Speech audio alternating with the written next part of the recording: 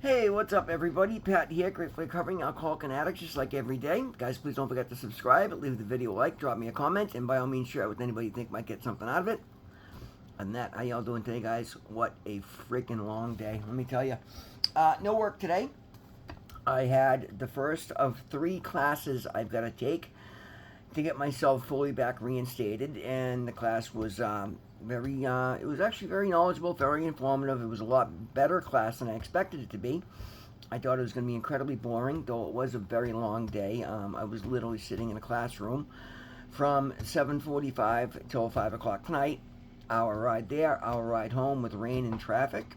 Made for a long day, so I'm making myself a nice homemade Parmesan crusted chicken that's cooking as I upload the video. And you know, I see I have to take the same class 3 times, which is a bit much. But it was a driving class, having to do a lot with the wreckage of my past, and it was pretty informative because, like everything else I do today, I actually participated in the class. And again, I got to make a nice difference because I was actually able to use my experience to kind of let a lot of younger kids realize what's going to happen if they don't smarten up. And further than that, one of the workshops we did had a formula to figure out what what these things are costing you. So I was able to really look at this whole 29-year spell and see what it had cost me in every different form, and that was just mind-boggling, and just such motivation to stay on the track that I'm on. That's just a side note. That was my day. It's really swamped my whole day. So we're going to get into the reading. We'll talk about this, guys. The reading today is titled "Love and Addiction." Very important. Relationships.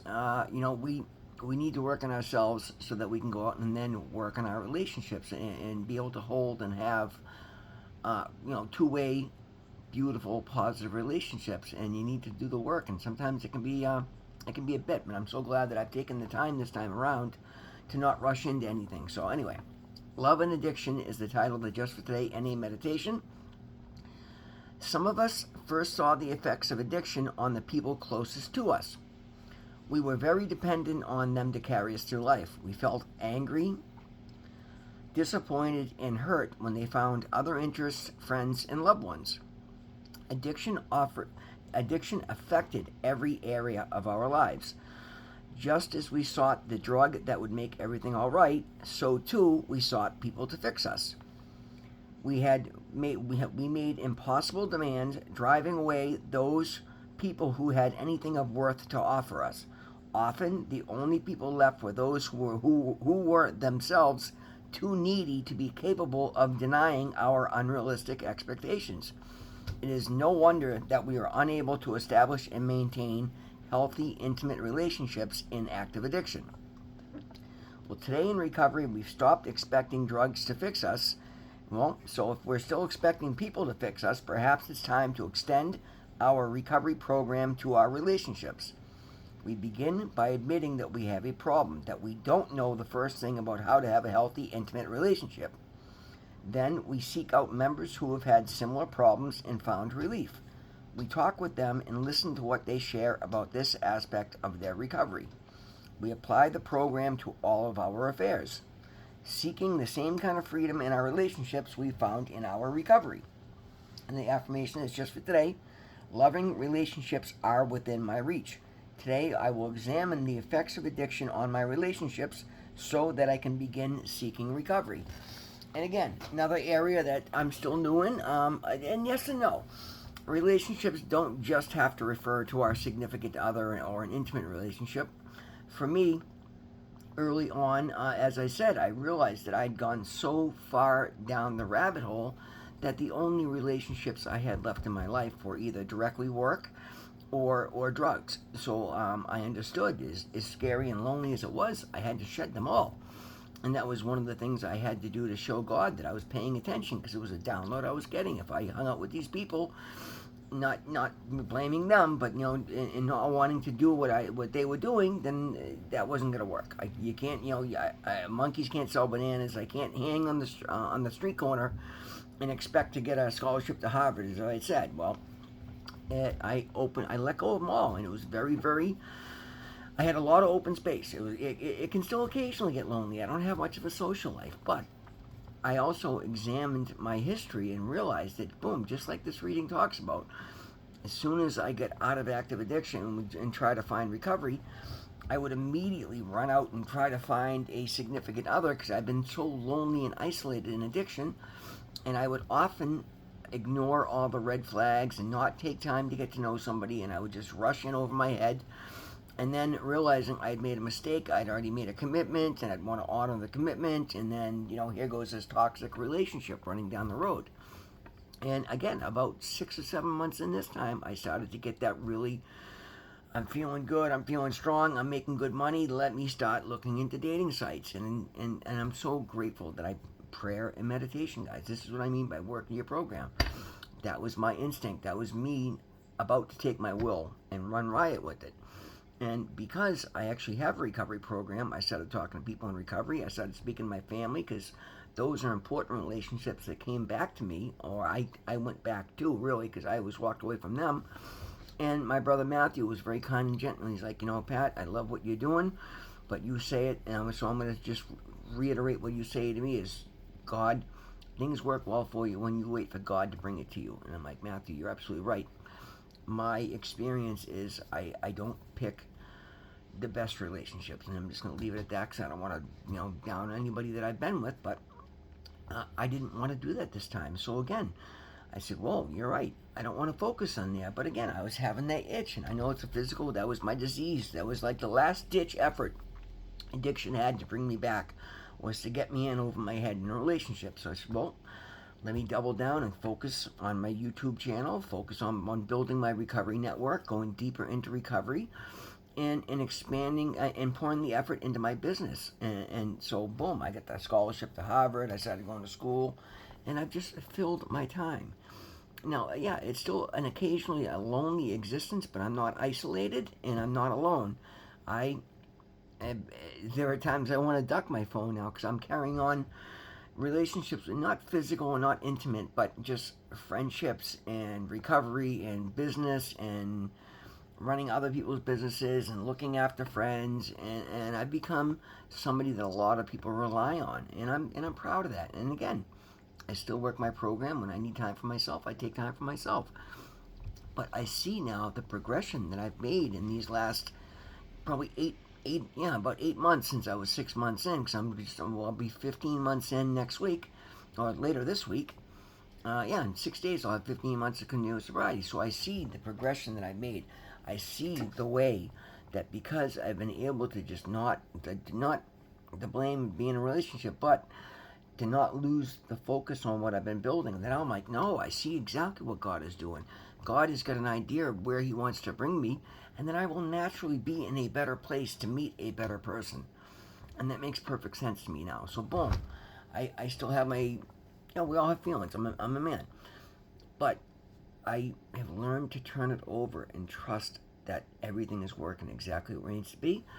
And I don't have to doubt that anymore because I see the culmination of it in my life at all times.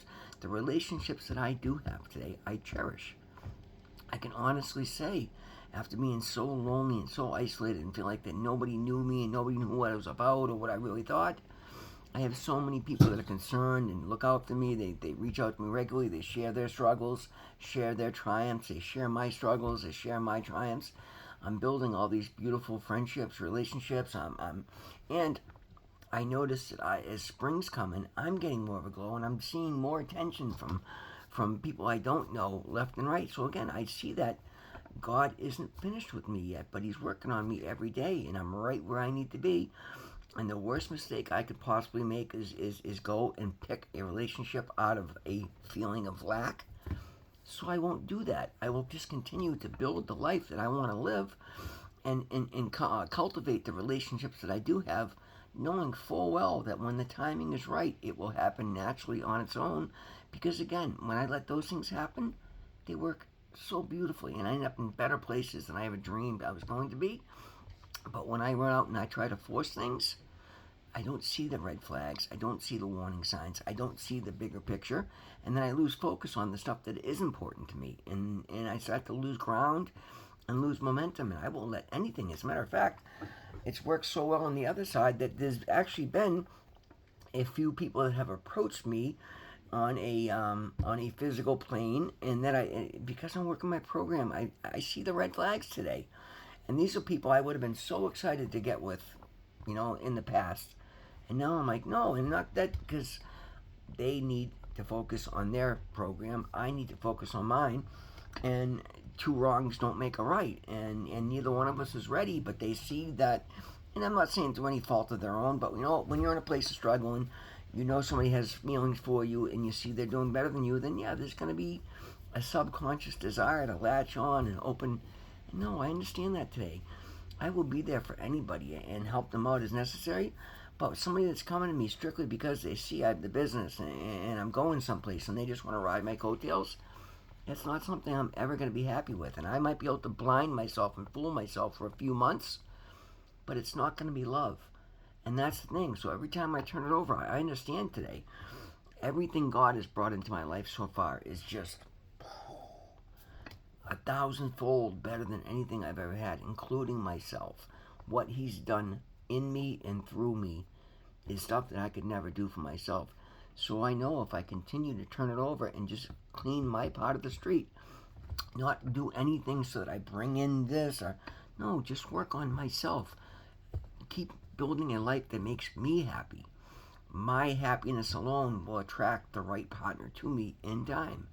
And guys, this is how you gotta live your life. And I'm not saying anybody has to do anything, but if you want the best results, these are the way they work.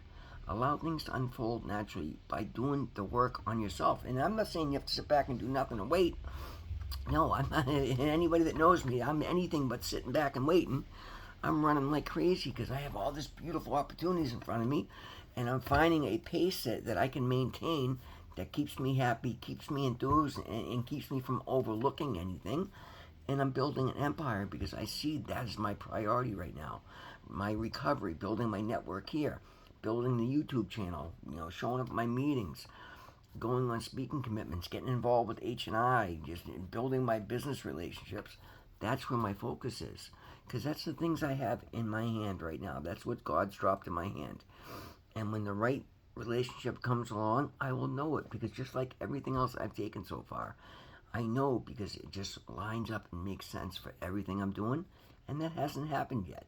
So that tells me it's just not time yet. It means I have other areas to focus. And I'm not lacking anything. I'm building more than I ever dreamed possible. So I understand that I've got this beautiful little window of time where I want to focus my energy on the things I have in front of me and do them to the best of my ability. Because every day that I do, I get better, I get stronger, I get more confident, I get more capable, and I gain more good experience.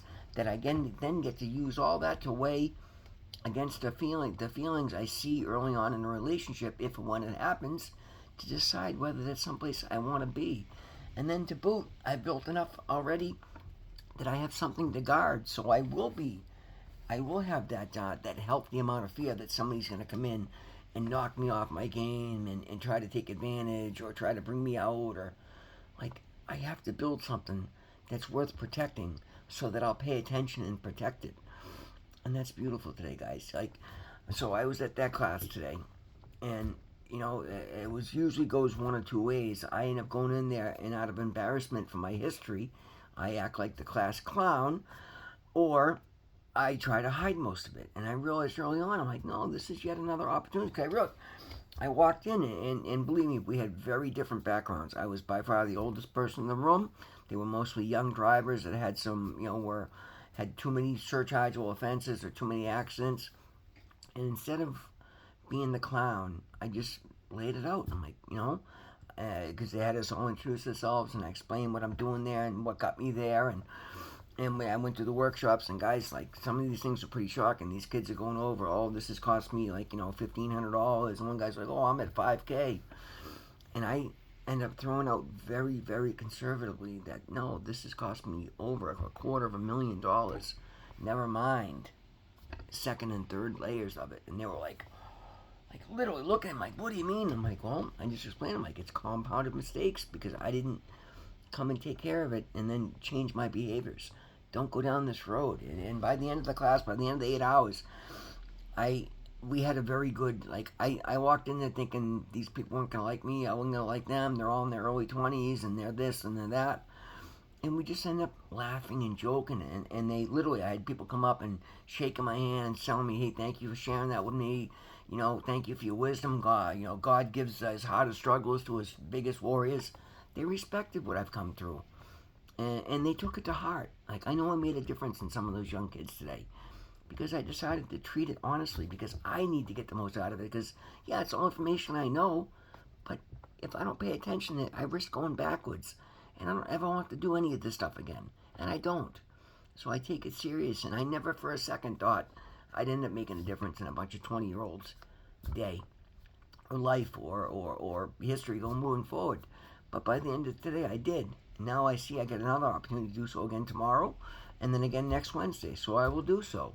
God puts me right where he needs to be because I have love and I get to build relationships. And that's the key, guys. If you gotta look at your part of things, and it's saying I couldn't fix any of it. And again, I was blaming everybody else that I had relationships for all of it. Now I look at it differently. I'm like, I look at some of what I put people through, and then I want to blame them. Absolutely terrible. And that's okay. I let it go. I make amends. I've made some phone calls and I've made apologies and I've had to do this. But then I just work on me. The best amends you'll ever give anybody that cares about you is living a good life and not repeating the mistakes of your past. And we can all do this, guys. There's a whole program right here for us to help us get there. Guys, I'm going to go have my dinner. That is the video for today. Thank you so much for being here with me. Always remember, God loves you. I love you. We'll see you in the next one.